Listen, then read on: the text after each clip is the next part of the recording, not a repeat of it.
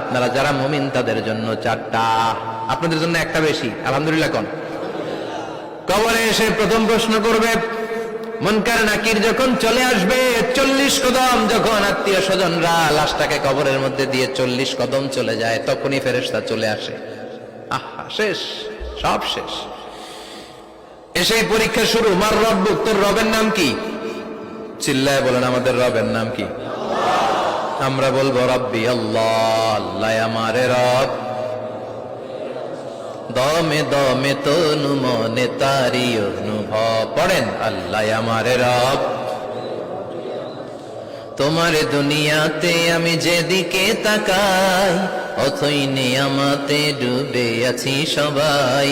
পাখ পাখালির গানে শুনি তসবিহ কলো রব, তসবিহ কলো রব, আল্লাহ আমারে রব। প্রথম প্রশ্ন, তোমার রব কে? আমরা বলবো আমাদের রব আল্লাহ। দ্বিতীয় প্রশ্ন, ওমা দীনু, তোমার ধর্মের নাম কি? আমরা কি বলবো? তৃতীয় প্রশ্ন, বিশ্বনবীর চেহারা দেখিয়ে বলা হবে আতারিফু হাদার রাজুল, এই লোকটারে চিনো নাকি? আমরা বলবো চিনি, আমাদের প্রাণের নবী, ঠিক কি না?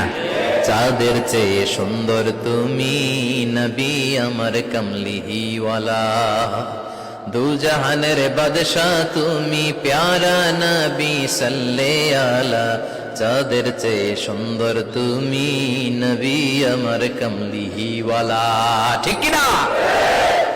3টা প্রশ্নের যথাযথ উত্তর যখন দিয়ে দিলেন, আপনার জন্য অতিরিক্ত আরেকটা প্রশ্ন করা হবে, ওয়ামা ইলমুক, তোমার নলেজ কি? 3টা প্রশ্নের উত্তর যে তুমি করতে পারলা, কিভাবে পারলা, কেমনে জানলা? নকল করে বলছো নাকি জেনে বুঝে আসছো? নকল হয় না? এখন তো পরীক্ষা চলতেছে বোধহয়। কি পরীক্ষা? এসএসসি পরীক্ষা। নকল হয়? কৃষ্ণপুরে নকল নাই না? এখন মনে হয় এগুলো একটু কমছে। একটা সময় ছিল অনেক নকল হইতো। পাঞ্জাবের ভিতরে নকল, পকেটে নকল, টুপির ভিতরে নকল, মৌজার ভিতরেও নকল। এমনকি মেয়েরাও নকল করে পরীক্ষার হলে আসে না নাই? স্কেলের মধ্যে লিখে নিয়ে যায়, হাতের মধ্যে লিখে নিয়ে যায়, ওড়নায় লিখে নিয়ে যায়, কাপড়ে লিখে নিয়ে যায়, আসে না নাই? ফেরেশতারা বলবে নকল করছো নাকি? কেমনে জানলা? 3টা প্রশ্নের উত্তর তুমি কেমনে বললা?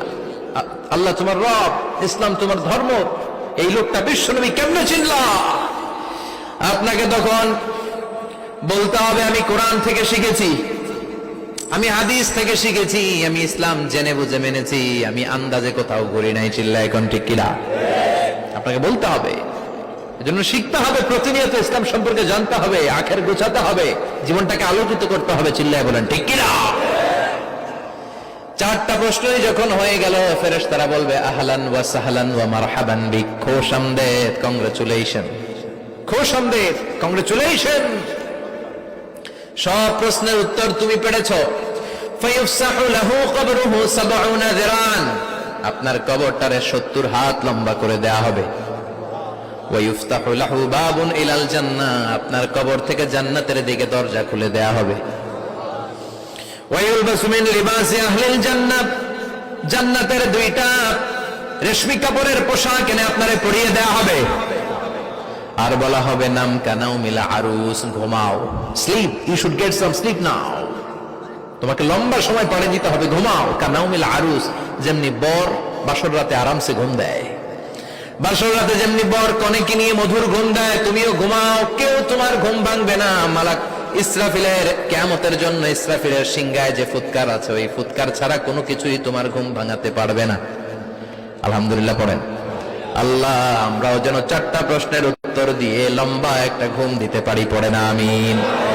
ওয়াম্মাল কাফির ওয়া আহলুশ শিমাল, আর ইসলাম বিরোধী যারা, তাদের সামনে আসবে মালাকান আসওয়াদান আজরাকান, কৃষ্ণ বর্ণের দেহ, নীলাভ বর্ণের 2টো চোখ, গায়ের রং কালো, চোখের রং নীল। দেখতে কেমন লাগে?